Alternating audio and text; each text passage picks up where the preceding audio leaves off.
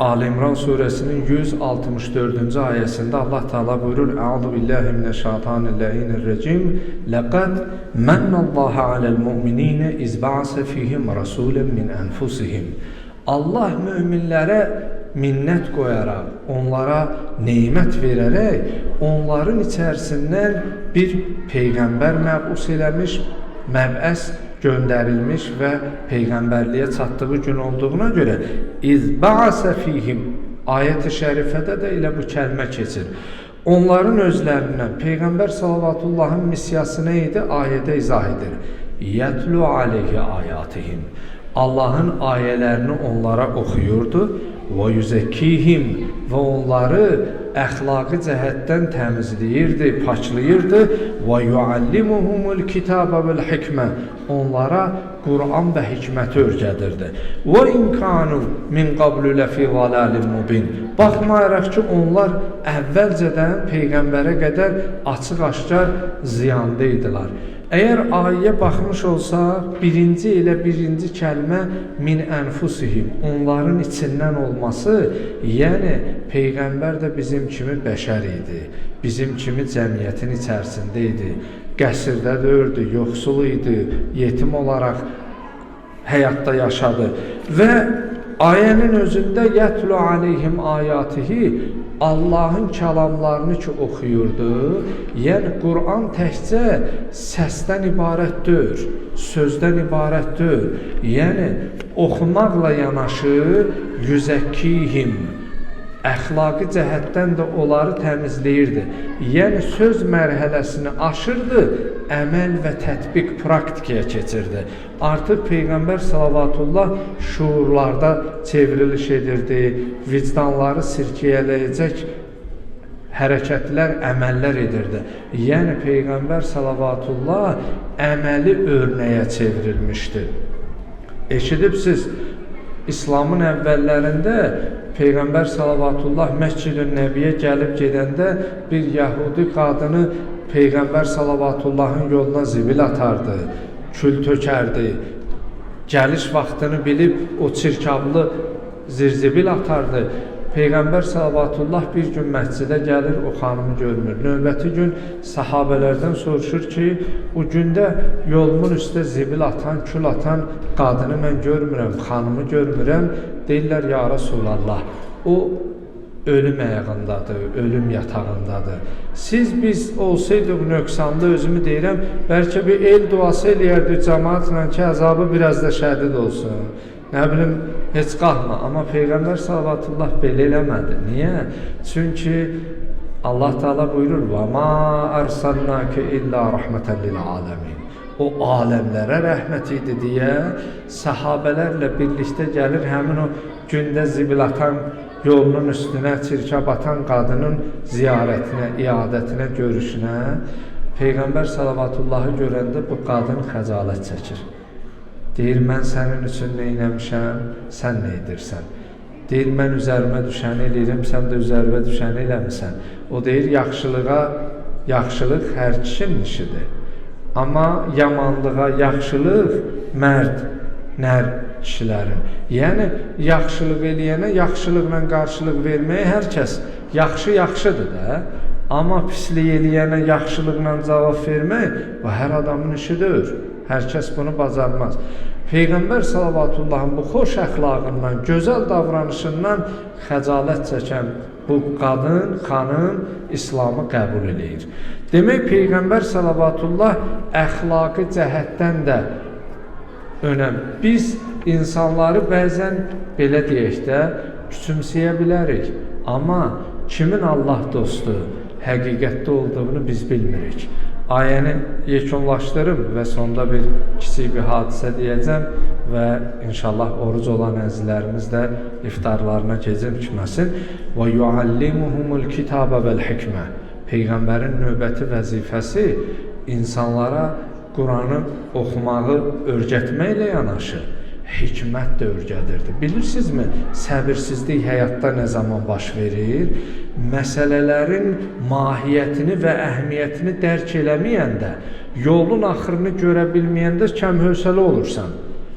Amma unutmayaq ki, gecənin ən son anı sübhə ən yaxın anıdır. Yəni gecənin qaranlığına, zülmət qaranlığına görə narahat ola bilərsən. Amma onun ən son anı sabahın ən yaxın anıdır.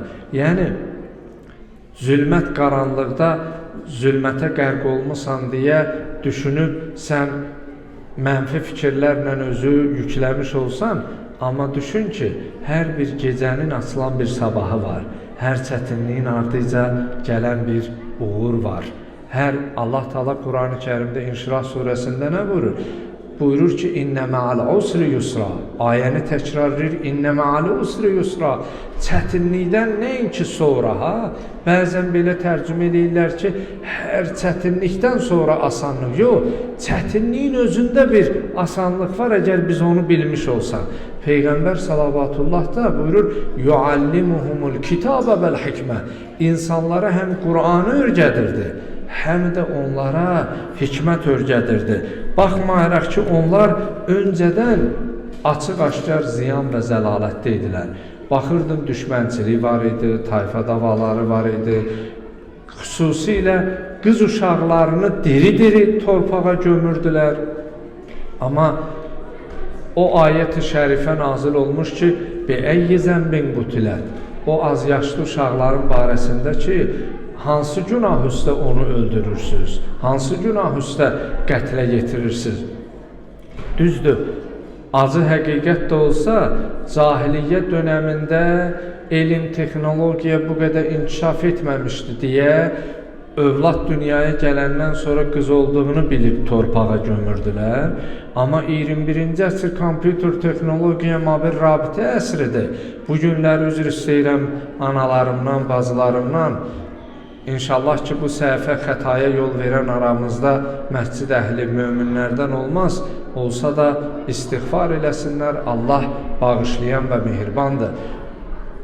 Baxırsan, müəyyən mərhələdən sonra tibbi müayinə nəticəsində uşağın qız olduğunu biləndə tibbi müdaxilə nəticəsində əgər onu götüzdürürlərsə, mən biraz üstörtülü deyirəm, inanın, o cahiliyyə dönəmində diri-diri uşağı gömənlə indi bu işi görənin heç bir fərqi yoxdur. Bəzən görürsən, bəziləri Firona lənət deyir, amma bəlkə Fironun yerində olsa ondan betər olardı. Ona görə bu günləri o cahiliyyə dönəmində olanı qınayan insanların bəziləri elə onun müasir, modern formasını bu günləri həyata keçirirlər. Odur ki, nəticədə bu ayə əslində bizə dini oxumaqla deyil, oxuduqdan sonra əməllə. Əgər sən onu əməli cəhətdə insanlara təhvil vermiş olsan, o daha çox təsirli olar. Bunun üçün dünyəvi bir misal vuracam, sonda bir sözlə tamamlayacam. Baxın, hələ siqaret çəkmək olar olmaz, sözüm onda deyil. Amma əgər bir ata övladına nəsihət vermək istəyir, oğluna nəsihət vermək istəyir, siqaret əlində çəkə-çəkə, tüstüləyə-tüstüləyə deyir, oğlum, bu məsləhətli bir şey deyir, sənə məsləhət görmürəm bunu çəkəsən. İndi sizə sual verirəm. Əgər oğulla atanın arasında pərdə götürülübsə, ata məsələn olur da bəzən, ona nə cavab verər, ondan işim yox. Amma əgər götürülməyibsə, ən mədənisi uşaq sivil yoldan deyə bilər ki, ay ata, əgər yaxşı bir şey deyirsə, bəs sözünü niyə çəkirsən? Yəni, söz özü-özlüyündə çəkisi olsa da, amma əməlində o təsdiqin tapmırsa, sözün çəkisi olmayacaq. O çəkidən düşəcək aşağı. O səbəbdən biz insanları bəzən zahiri görkəminə görə qiymətləndiririk. Amma Allah yanında kimin hansı məqam sahibi olduğunu bilmədiyimizə görə insanlara gərək hörmətlə davranaq. Bizim əxlaq ustadlarımızdan biri nəql edir, deyir ki, bir nəfər onu danışıb ona, deyir, mən bir gün bir parkdaydım, son sözümdür, bundan sözümü tamamlayıram, deyir, parkda gəzirdim, deyir, gördüm 4-5 yaşında balaca uşaqlar, Allah övladı olmayanlara gözəl pay versin, sevindirsin, olanları da xeyirlərini görməyi daima onlara nəsib eləsin. Deyir, gördüm 4-5 yaşında qız uşaqları da əllərində şardır. Parkda oynayırlar. Amma bir nəfər kənarda dayanıb bir qız uşağı. Onlara baxır, bunun əlində şar yoxdur. Yaxında deyir, köşk var idi. Yaxınlaşdım, içimdən gəldi, ürəyimdən gəldi, şar alım verim ona. Heç bilmirəm kimdir, kimin balasıdır, övladıdır. İnsanlıqdır da, o fitrətdə olan istəkdir. Deyir, aldım, təqdim eləyəndə, deyir, uşaq mənə bir söz dedi. Deyir, hər yadıma düşəndə tüküm ürpəşir. Bilmirəm, şahid olubsuz yoxsa yox. Bəzən az yaşlının elə bir hərəkəti böyücə bir ibrət olur. Baxırsan, balaca bir uşaq elə bir söz deyir, heç bəlkə adam fikirləşsə o sözü deyə bilməz, ifadə edir. Deyir, mən bunu təqdim eləyəndə o körpə 4-5 yaşında qız uşağın mənə sözü bu oldu. Dedi, əmi, sən Allah dostusan? Deyir, öz-özümə qaldım, Allah, bu 4-5 yaşında uşaq, bu söz, yəni. Deyir, qaldım belə, dedim ki, bu sözü niyə deyirsən? Dedi, yox əmi, sən dəqiq Allah dostusan. Deyir, dedim, nədən bu qənaətə gəldin? Dedi, axı, mən şar istəməyi Allahdan başqa heç kimə deməmişdim. Az öncə mənim bu uşaqlar ki, şarla oynayır, qəlbimdən keçdi. Dedim, Allah, mənim kaş atam sağ olaydı, mənə də şar alan olaydı. Mən bu gilayanı, giliyi Allahla öz aramda, mən kiməsə deməmişəm. Sən ki, bunu gətirib mənə verdin, mən əminəm ki, sən elə Allah dostusan. Mən Allaha dedim, Allah da sənin qəlbinə saldı, sən gətirdin, verdin. Allah Teala Quran-ı Kərimdə Məryəm surəsinin 96-cı ayəsində buyurur: "Əuzu billahi mineşşeytanirracim. İnnellezîne âmenû və amilussâlihat seyec'alu lehumurrahmanu vudda." O kəslər ki, Allaha iman gətirə və salih əməl sahibi ola, seyec'alu lehumurrahmanu vudda. Allah onun sevgisini insanların qəlbinə atacaq. Təsəvvür elə, mən təvazə arəfə, ucalmağın yolu imanlı olub, salih əməl sahibi olub və mütəvazı insan olmaqdadır. Əgər bu cür olsan, Allah səni sevdirəcək. Nə qədər istəsələr sənə qara yaxmalar yaxsınlar, nə qədər daş atsalar, sənə dəyməyəcək. Bilirsənmi niyə? Allah ucaldanı bəşər kiçildə bilməz. Bəşər kiçilmək istəsə belə, Allahın əzəmət və qüdrəti ona yol verməz ki, kiçilsin.